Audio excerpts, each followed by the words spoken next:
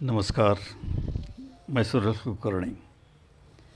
आप सुन रहे हैं सुर बने मेरा तुम्हारा। मित्रों, आपको अवगत होगा कि डॉक्टर पारनेरकर जी ने सिर्फ मराठी संस्कृत में ही नहीं लेकिन हिंदी अंग्रेजी जैसी भाषाओं में भी अपना कुछ स्फुट लेखन किया है। आज हम ऐसे ही जानना चाहते हैं कि उन्होंने किस विषय पर और कौन से लेख लिखे हैं। इसका अंदाज़ा हम कर सकते हैं, लेकिन उनकी भाषा, उनका ज्ञान, उनकी शैली, इसका अवलोकन, चिंतन आपके लिए मैं प्रस्तुत कर रहा हूँ। वैसे हिंदी विषय में बहुत सारे लेख डॉक्टर पारनेरकर जी ने लिखे हैं। वो सब विषय तो हम देखने वाले ही हैं, लेकिन जो पहला विषय है राष्ट्रभाषा के संबंध में, राष्ट्रभाषा का उपयोग, उसकी यथार्थता और उसकी मान्यता, ये कब होगी, कैसे होगी, ये जानने के लिए हम उनका जो स्फुट लेख है हिंदी भाषा में वो जानना चाहेंगे। इसके लिए शायद आपको मालूम होगा कि इन सारे विषयों पर जो कुछ लेख लिखे हैं उन्होंने, अंग्रेजी में भी है, हिंदी में भी है, पूर्णवाद इस विषय पर भी है, लेकिन इन सारे लेखों का समावेश जो समग्र डॉक्टर पारनेरकर, ये जो खंड 7वां खंड जो है, इसमें किया गया है। ये जो हम लेख उनका देखना जा रहे हैं, ये है 14 जून 1963 में लिखा गया है। तो सुनेंगे डॉक्टर पारनेरकर सद्गुरु राष्ट्रभाषा की समस्या पर पूर्णवादी दृष्टिकोण की दृष्टि से कैसे विचार और क्या विचार रखते हैं। सुनिए। आज के युग की यह विशेषता है कि जीवन के प्रत्येक अंग का तर्क संगत और युग सापेक्ष विचार किया जाए। पूर्णवाद मानव जीवन को ईश्वर की एक अनमोल देन समझता है, मानता है। जीवन से कोई चीज़ छूट नहीं सकती। राष्ट्रभाषा की समस्या, राष्ट्र की समस्या, भारत एक राष्ट्र होने से उसके राष्ट्रभाषा की समस्या भारतीय जनजीवन की एक समस्या मानी जाती है। राष्ट्रभाषा का संबंध भारतीय जीवन के परे की वस्तु नहीं है, अतः उसका जीवन और कालसापेक्ष विचार कर लेना औचित्यपूर्ण ही होगा। राष्ट्र के लिए भावनात्मक एकता और सामाजिक एकता को दृढ़ करने वाला और प्रस्थापित करने वाला माध्यम एवं साधन राष्ट्रभाषा के अतिरिक्त और अन्य क्या हो सकता है। ये संस्कृति के माध्यम के रूप में भी राष्ट्रभाषा का महत्व बतलाया जा सकता है। आज के युगीन जीवन की वस्तुस्थिति को सामने रखते हुए इस समस्या पर जीवन और काल सापेक्ष विचार करना ही उचित होगा। राष्ट्रभाषा की कई परिभाषाएं हमारे सामने आई है, की गई है। जैसे जिसे सबसे अधिक लोग सरलता से समझते हैं अथवा जो आम काम की भाषा है, वही राष्ट्रभाषा बन सकती है।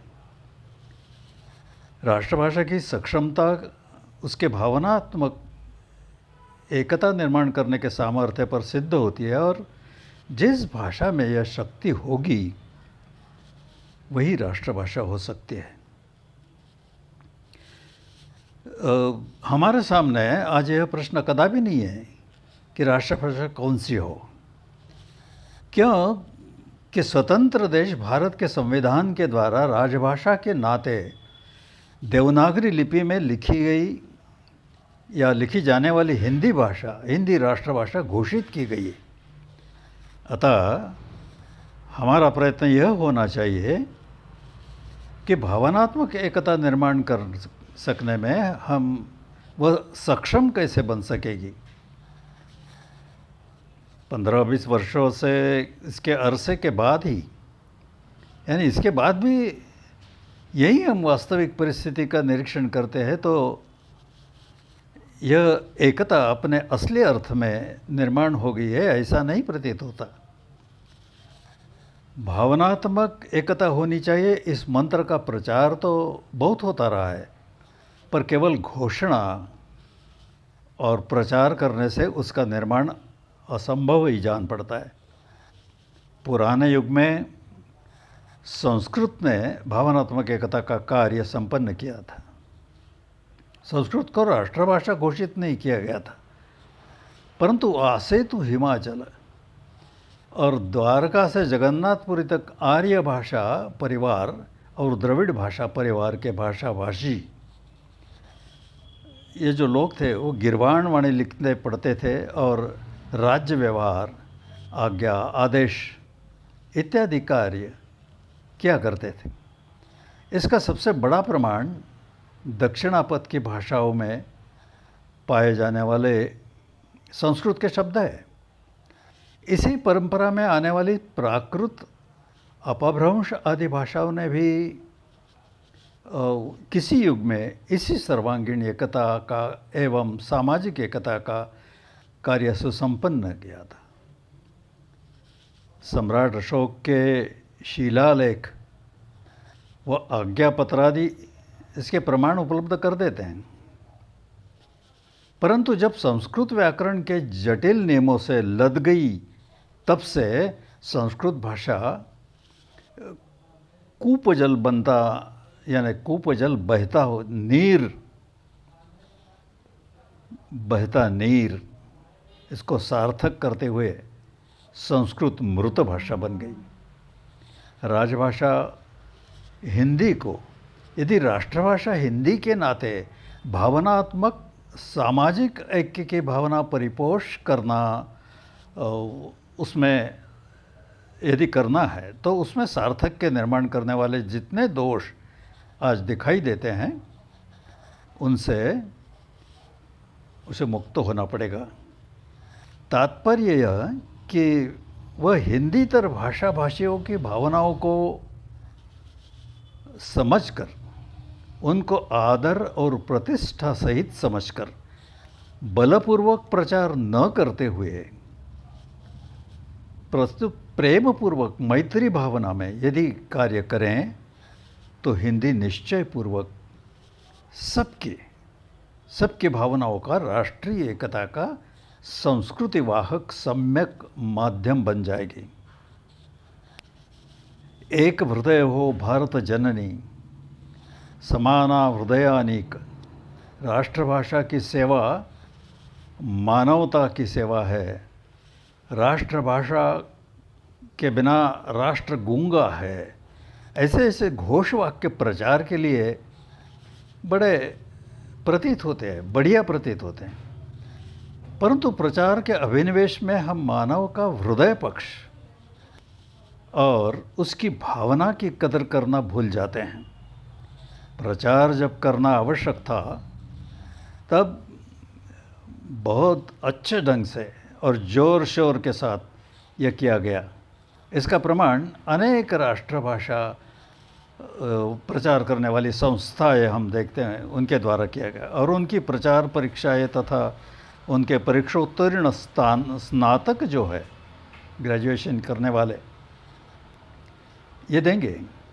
ऐसी संस्थाओं में हिंदी साहित्य सम्मेलन इलाहाबाद, दक्षिण भारत हिंदी प्रचार सभा, राष्ट्रभाषा प्रचार समिति वर्धा तथा अन्य ऐसे कई संस्थाएं आती है। उसमें राष्ट्रभाषा सीखना स्वाधीनता एवं स्वातंत्र प्राप्ति के लिए या उस स्वातंत्र प्राप्ति के पूर्व एक विधायक कार्य माना जाता था, परंतु अब तो संविधान के द्वारा हिंदी राजभाषा मान ली गई, अतः उसके पठन पाठन की व्यवस्था कम से कम माध्यमिक कक्षाओं के स्तर तक अनिवार्य रूप से अनिवार्य रूप से की गई है। अतः अब उसे सीखना एक राष्ट्रीय कार्य न होकर एक अनिवार्य कार्य हो सकता है, उसकी आवश्यकता हो सकती है। राष्ट्र के नाते भावना और हृदय के प्रेम संबंध के स्थान पर अब प्रचार करते हुए आतंक या दबाव डाला जाता है। इससे प्राथम्य की भावना कि इसके अंकुर पनपने लगते हैं। इसके लिए दोषी कौन है?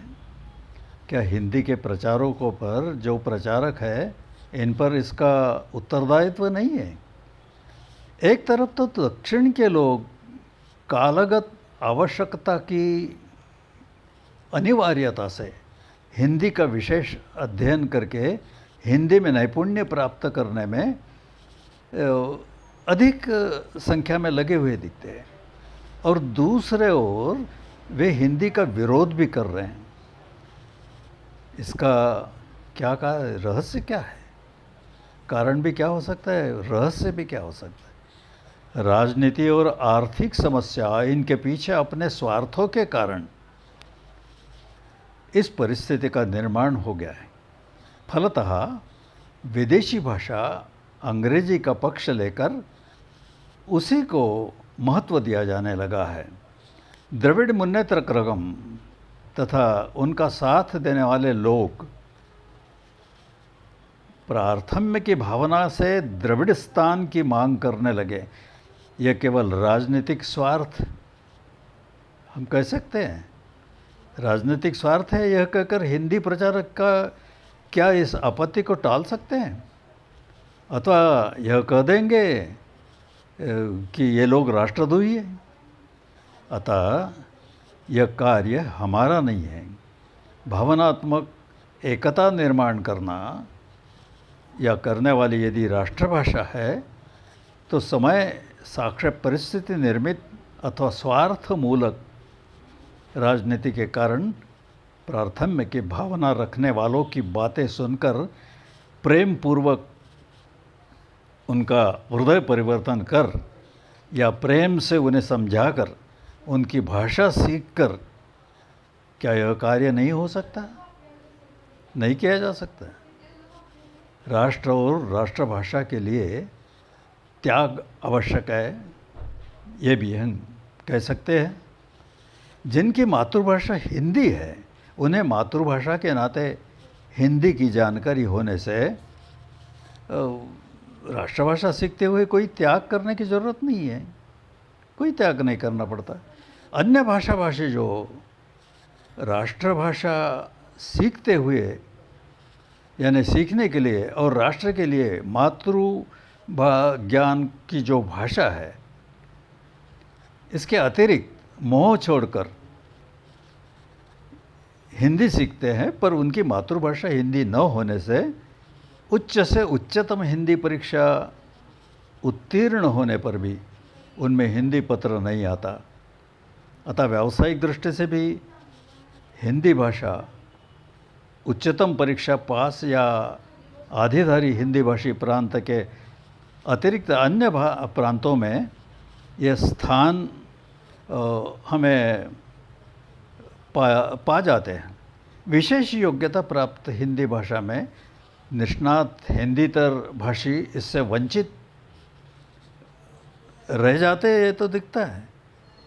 हिंदी भाषा भी शिक्षा की दृष्टि से हिंदी भाषी को अन्य भाषाभाषी जो होते हैं, अन्य भाषाभाषी जो प्रदेश है, उन प्रदेशों में अध्यापन के लिए स्थान मिलना यह आवश्यक है और उपादेय भी है। परंतु भावनात्मक एकता की दृष्टि से और राष्ट्रभाषा राष्ट्र की भाषा है, इस नाते अन्य भाषाभाषी जो है वो राष्ट्रभाषा निष्णात उससे वंचित हो जाए व उपेक्षित रह जाए, यह लोकतंत्रात्मक गणराज्य की दृष्टि से औचित्यपूर्ण नहीं हो सकता, नहीं होगा। इस प्रकार की भावना या इस प्रकार ही भावना यदि हिंदीतर भाषी के मन में आती है या वह हिंदी भाषियों के आतंक से कुछ कहता है तो उसे हिंदी भाषी लोग जो होते हैं अराष्ट्रीय कहकर उसकी उपेक्षा करते हैं। इससे राष्ट्रभाषा का जो मूल कार्य भावनात्मक इकाई बनाए रखने का वह नष्ट हो जाकर प्राथम्य की भावना को बल मिलता है। अब तो माध्यमिक कक्षाओं तक एक प्रकार से पूरे भारत पर हिंदी अनिवार्य कर दी गई है। अतः प्रचार का अभिनिवेश पूर्ण प्रचार न करते हुए विचारपूर्वक प्रेम से हृदय पक्ष को प्राधान्य देते हुए अन्य भाषा भाषियों की राष्ट्रभाषा संबंधी कल्पनाओं को तथा सद्ययुगीन वास्तविक परिस्थिति को समझते हुए राष्ट्रभाषा की समस्या का हल खोजा जाना चाहिए। ऐसा न होने से विदेशी भाषा अंग्रेजी का व्यामोह बढ़ता जा रहा है और राजभाषा और राष्ट्रभाषा का सेहरा प्राप्त जन जन की हिंदी उपेक्षिता और वनवासिनी बनकर उसकी क्षमता नष्ट की जा रही है। जीवन के आर्थिक विषमतापूर्ण युग में राष्ट्रभाषा की समस्या अर्थशास्त्र और राजनीतिक उलटफेर के प्रपंच में पढ़कर भावनात्मक एकता जिसे हम कहते हैं इसके स्थान पर प्राथम्य का निर्माण करे, ऐसा दृश्य आज दिखाई पड़ने लगा है जो अभिनंदनीय नहीं माना जाएगा।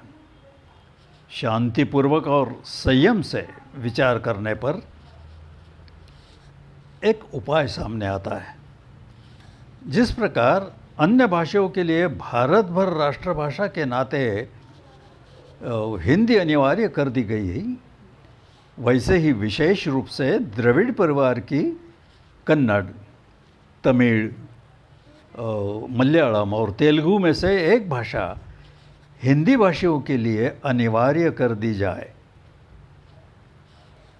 इससे प्राथम्य की जो भावना है वो कम हो जाएगी और भावनात्मक ऐक्य की संवर्धना होगी। यदि किसी हिंदी भाषा में पारंगत विद्वान में हिंदीपन न हो तो किसी हिंदी भाषी तमिल, मलयालम आदि में निपुण व्यक्ति में तमिलपन, मलयालपन या तेलुगुपन न भी हो तो किसी को ऐतराज़ न होगा। राष्ट्रभाषा को समृद्ध करना केवल प्रसाद प्रेमचंद का ही कार्य नहीं, वरन यह माचवे, रांगीय, राघव, नायडू, नागप्पा आदि का भी कार्य है। तथ्य को लोग समझ सकेंगे, ऐसा हमारा मानना है, जान सकेंगे। हिंदी केवल इसलिए राष्ट्रभाषा नहीं है न क्योंकि उसे बहुसंख्यक रूप में लोग जानते या समझते हैं, न वह इसलिए राष्ट्रभाषा बनी क्योंकि वह सरल और आम अहम या कम भाषा है, अहम भाषा जिसे कहेंगे। प्रत्युत वह इसलिए राष्ट्रभाषा है क्योंकि उसे केवल हिंदी भाषियों ने ही नहीं वरन सारे भारतवासियों ने अर्थात हिंदीतर भाषियों ने भी भारतीय संविधान में मान्यता प्रदान की है। इस वास्तविकता को समझ लेने पर हिंदी भाषियों की तथा समझने वाले लोगों की तुलना में और अनुपात में भारत की 13-14 अन्य भाषा,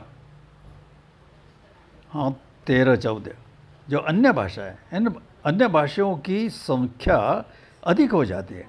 अतः केवल अधिक से अधिक संख्या में जो हिंदी लोग जो जानते हैं, हिंदी जानने वाले जो है, यह तर्क असंगत होगा। राष्ट्रभाषा के नाते हिंदी का और अन्य भाषा का या अन्य भाषियों का संबंध प्रेम का होना चाहिए। यदि वह आतंक का होगा तो प्राथम्य की भावना जिसे हम कहते हैं वो बढ़ेगी। आर्य परिवार की भाषाएं हिंदी वालों के लिए द्रविड़ कुल की भाषाओं से आसान जान पड़ती है। इसलिए प्रायः जब हिंदी वालों से अन्य भाषाएं सीखने